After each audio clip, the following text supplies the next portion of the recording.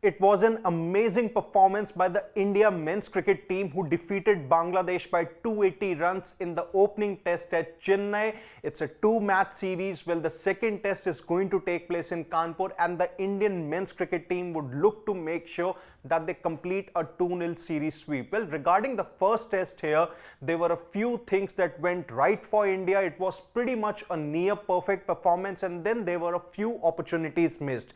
And that's what the Indian men's cricket team captain Rohit Sharma tried to address in the post-match presentation. So let's have a look at some of the most interesting quotes that were said by Rohit in the post-match presentation. Well, starting with India's win here, he specifically said that we came a week before in Chennai and had a good lead up to the test match. I am glad with the result. Well, yes, obviously the Indian men's cricket team, they reached Chennai at about September 12th, which was obviously a week before the starting of the test match, which began on September 19th. And overall, India did have a number of practice sessions both for the batters and the bowlers. There were good fielding sessions too, and at the very same time, let's not forget that there were some players also who took part in the Duleep Trophy. Well, whether or not they got those big scores or there or not, that's not really a point of consideration here, but they did get to spend some time on the field, some competitive time on the field, and also in the practice sessions. Well, that really boded well for the Indian cricket team, and that's why they produced a near perfect performance in Chennai.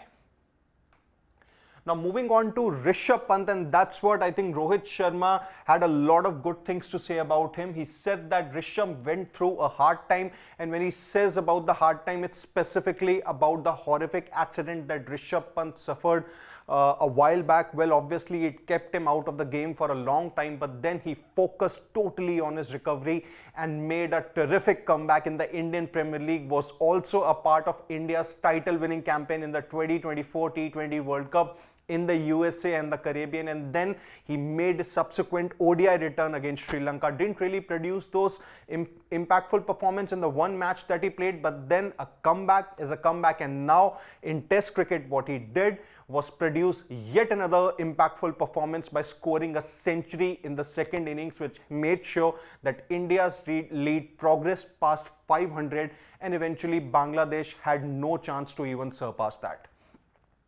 A credit to Rishabh Pant for an impactful return. That was something that Rohit also said, because the way Rishabh Pant played, it almost felt like that he never actually left. Well, obviously, there would have been a few questions asked as to why, someone like a Dhruv Jurel is being dropped for this test, knowing that Jurel made an impressive debut against England. But then, Rishabh Pant was always going to be India's first choice opener had that horrific accident not happened. So slotting him back into the 11 immediately when he was available, I think this really worked for India. And also at the very same time, Rohit mentioned about Pant's return to the Duleep Trophy also, because he proved his fitness there, the red ball fitness there, by participating in the game. He batted in 2 innings, couldn't really do well in the first innings there in Duleep Trophy, but then scored a brisk 50 in the second innings and also kept wickets. Now moving to what Rohit had to say about the Chepauk pitch. Well, he said that a red soil pitch always has something in it.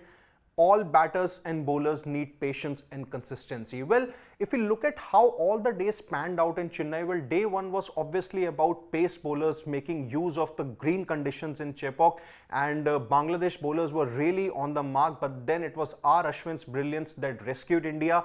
But most of the wickets, majority of the wickets, they really went to pace bowlers. Day 2 was also pretty much the same thing. Indian pacers bowled brilliantly to bundle Bangladesh out for 149. There were 8 wickets shared by the Indian pacers, and it was only Ravindra Jadeja, the lone spinner, who took 2 wickets. Then day 3, it was all about Indian batters. It was Shubman Gill and Rishabh Pant who got those respective centuries.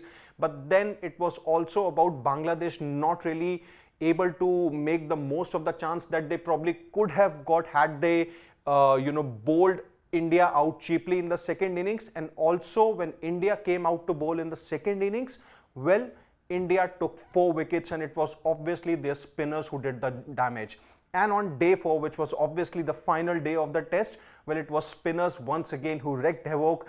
Ashwin taking 6 wickets, Jadeja 9, and it was only 1 wicket by a pacer by Jasprit Bumrah. So obviously, the red soil pitch in Chennai, it behaved in a way that it was expected to, because as the match progressed, it was expected that spinners would get a lot of purchase out of it, and it was really the case. Now, the last point that Rohit touched upon was obviously on R. Ashwin's brilliant show. Well, Rohit said Ashwin's never really out of the game, and I think by this he really meant that Ashwin couldn't really, after his brilliance with the bat, Ashwin couldn't really strike in the first innings, but then you cannot really keep Ashwin out of the game, because in the second innings he proved to be India's match winner by taking yet another 6-wicket haul. A great cricketer. I feel the Tamil Nadu Premier League stint helped him. I think if we have to really bring this thing into consideration, because Ashwin was really having a great time in the Indian Premier League for Rajasthan Royals and also in the Tamil Nadu Premier League, because even in the IPL he was being promoted up the innings as far as batting goes. He played those wide range of shots, was even smacking the ball around the park to the pacers and even to the spinners. And in the Tamil Nadu Premier League, well, much to the surprise of the fans, he even opened the innings. So that's where I think he even finished with an average of 36 and a very healthy strike rate. So what Ashwin has basically shown is that he has done a lot of work on his batting, and come the overseas test, well, India might face a tough choice who they really have to field between Ravindra Jadeja and R. Ashwin, because Jadeja has always got the nod ahead of Ashwin primarily because of his batting. But now Ashwin has stepped up with his batting. So let's see, how India's selection goes in the overseas conditions. What do you think about India's performance in Chennai, and what do you think are Bangladesh's chances of pulling off a comeback in the second test in Kanpur? You can let us know your thoughts in the comment section, and don't forget to subscribe to Sports Today for all the exciting updates and analysis on different sports. Until then, on behalf of my producer Pawan, it's Siddharth Gulati saying goodbye.